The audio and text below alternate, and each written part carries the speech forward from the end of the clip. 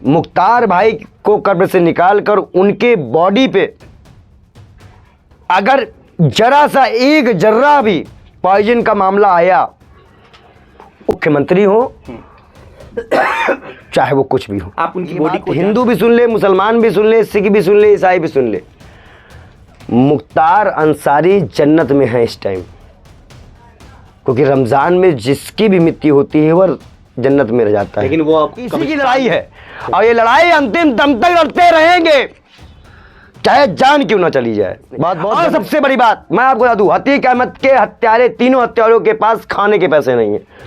उनके पास फ्रेंच की गन आई कहां से, उनके पास विदेशी हथियार आए कहां से, वो कैसे वहां तक पहुंचे, कैसे उनको कैमरा मिला, कैसे उनको माइक मिला, कौन साबित था, आज तक पुलिस इसका पता लगा पाई।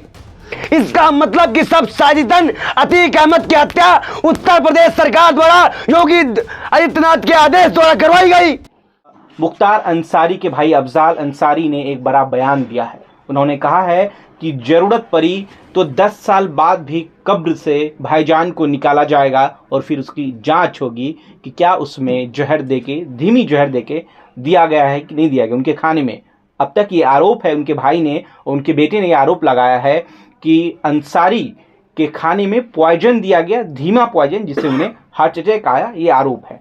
इस वक्त हमारे साथ पंडित बाल योगी महाराज हैं, जो बनारस में नरेंद्र मोदी के खिलाफ चुनाव लड़ने जा रहे हैं। महाराज जी कैसे देख रहे हैं ये पूरा जो मामला है? उनके भाई ने एक बड़ा आरोप लगा दिया, बड़ा ऐलान कर दिया है। देखिए, जो आजकल की टेक्नोलॉजी है उसमें तो 60-70 साल के बाद भी हम पता लगा सकते हैं कि बॉडी के साथ क्या हुआ। और हम लोग धर्म की कुर्सी में बैठने वाले लोग हैं, भगवाधारी हैं, सत्य के साथ देने वाले हैं। मुख्तार अंसारी के खुली जीप में चलना सबको दिखाया गया, उसके द्वारा खोले गए स्कूल, विद्यालय और अच्छे काम नहीं दिखाए गए। फिर तो संगीत सोम को भी ये गोदी मीडिया को बताना पड़ेगा कि वो भी गाय काटने वाले कंपनी के मालिक हैं। जिस तरह से गोदी मीडिया ने एक इतिहास प्रोपगंडा रच के मुख्तार अंसारी, अतीक अहमद, साबुद्दीन, मैं कह रहा हूं, आप कह रहे हैं माफिया, डॉन, गैंगस्टर, ये तो हमारे संविधान में ही नहीं है। कैसे बोल सकती है गोदी मीडिया इसको? सजाए याफ्ता बोला जाता है उसको। सजाए याफ्ता को छोड़ के आपने, भाई कोई भी आदमी होगा वो सजाए याफ्ता है, वो गैंगस्टर नहीं है। दूसरी महत्वपूर्ण बात, अगर वह गैंगस्टर लगा रहे हैं तो क्या संगीत सोप पे लगेगा, केशव प्रसाद मौर्य पे लगेगा, विजयभूषण पे लगेगा, तमाम अन्य मंत्रियों पे लगेगा, अरे योगी आदित्यनाथ पे लगेगा? तब वो माफिया नहीं थे। तो मैं आपसे पूछना चाहता हूं, आज के परिप्रेक्ष्य में कब्र के टाइम पे होता क्या है? कब्र के टाइम पे इंसान दुआ में ऐसे नियत बांध के नमाज पढ़ता है। जनाजे की नमाज होती है, वो जनाजे की नमाज बहुत से मुसलमानों को भी नहीं मालूम है। मैं आपको वो नमाज होती क्या है, बहुत से मुसलमानों को भी नहीं मालूम होती है। जानकारी है इसकी आपको? बिल्कुल। तो मैंने इतनी बता दी तो मुसलमान इस चीज को समझ जाएगा कि मैं क्या बोलना चाह रहा हूं। तो वो नियत बांध के अंतिम समय पे कैसे जो पार्थिव शरीर है उसके सामने ऐसे नियत बांधेगा और उसको मिट्टी देगा। हमारे यहां भी हिंदू धर्म में गंगा जी के पास की मिट्टी उठाकर मिट्टी दी जाती है। किसी के धार्मिक कार्यों को रोकोगे आप सजदा नहीं करने दोगे, आप नमाज नहीं करने दोगे, आप डीएम साहिबा अकल नहीं है। मैं डीएम साहिबा को मानते हैं कि वो निर्वाचन अधिकारी हैं, लेकिन तब कहां चली जाती है जब ईवीएम सड़कों पे मिलता है, तब भी तो वही अधिकारी रहते हैं ना, तब वो लोग क्यों नहीं बोलते हैं? जिस तरह से हिंदू मुसलमान बार बार करने का प्रयास किया जा रहा है। और मैं आपको फिर एक बात बता दूं, ये बात हिंदू भी सुन ले, मुसलमान भी सुन ले, सिख भी सुन ले, ईसाई भी सुन ले, मुख्तार अंसारी जन्नत में है इस टाइम। क्योंकि रमजान में जिसकी भी मृत्यु होती है वह जन्नत में रह जाता है। लेकिन वो अब कब्रिस्तान में सुपुर्दे खाक तो हो गए हैं ना। कौन नहीं होगा? तुम नहीं होगे, हम नहीं होंगे, योगी जी नहीं होंगे, मोदी जी नहीं होंगे। अब मोदी जी अगर अमेरिका का कोई असली दूध पी के आए होंगे तो नहीं होंगे।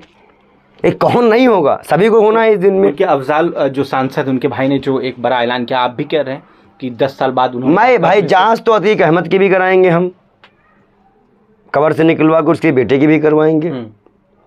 देखिए अन्याय, अगर मैं बतौर मुख्यमंत्री हुआ कांग्रेस से कभी भी उत्तर प्रदेश में, तो मैं एक एक जांच कराऊंगा।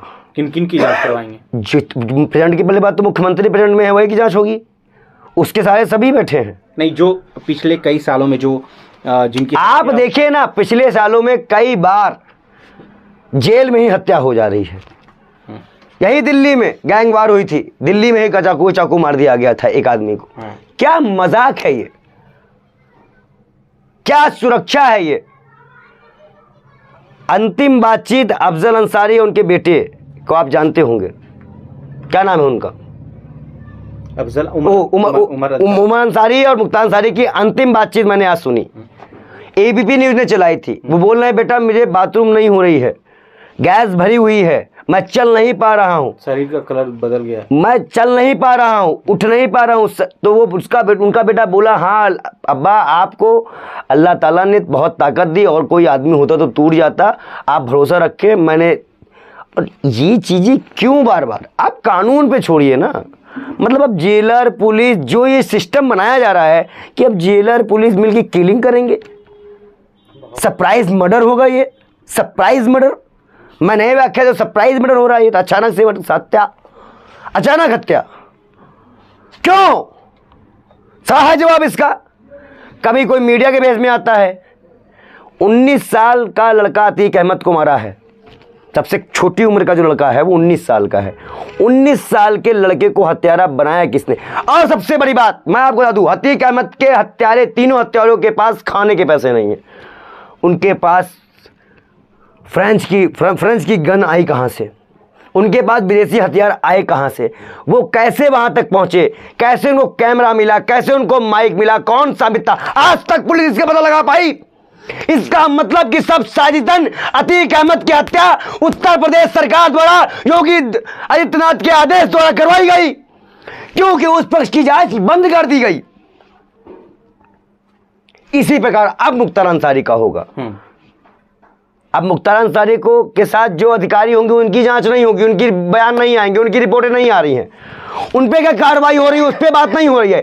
गोदी मीडिया बार बार रंग बदलने की, हिंदू मुसलमान करने की कोशिश कर रही है, हिंदू मुसलमान। अब बिल्कुल जांच होगी। जैसे गोदी मीडिया की एंकर कहते हैं चिप है, सीधा लाइन से कनेक्शन पहुंच जाएगा, मोदी जी की आंख में दिख जाएगा किसके पास 1000 के 2000 के नोट है, वही तरह कनेक्शन हो जाएगा। खून का घूंट पी के हम भी सब बैठ रहे हैं। देखिए कोई भी आदमी आपराधिक हो, अपराधी हो, माफिया हो, गैंगस्टर हो, कुछ भी हो, सजा देने का अधिकार कोर्ट का था। हमें मायावती का शासन नहीं भूलना चाहिए। जितने भी फैसले कानूनी हुए हैं सभी अपराधी भागे हैं, लेकिन कानून के डर से ये तो खुद ही आप अपराधी और हत्या कर रहे हो सरकार के अंतर्गत। अब कोर्ट गया है मामला, मैंने कहा कि हमसे मिलने जाएंगे और बहुत जल्द इस बात का खुलासा। कल एक मुख्यमंत्री, एक उप मुख्यमंत्री और 15 कैबिनेट मंत्री जेल जाने वाले हैं। किस मामले में? मुख्तार अंसारी के मामले में। आप जांच करवाएंगे कैसे?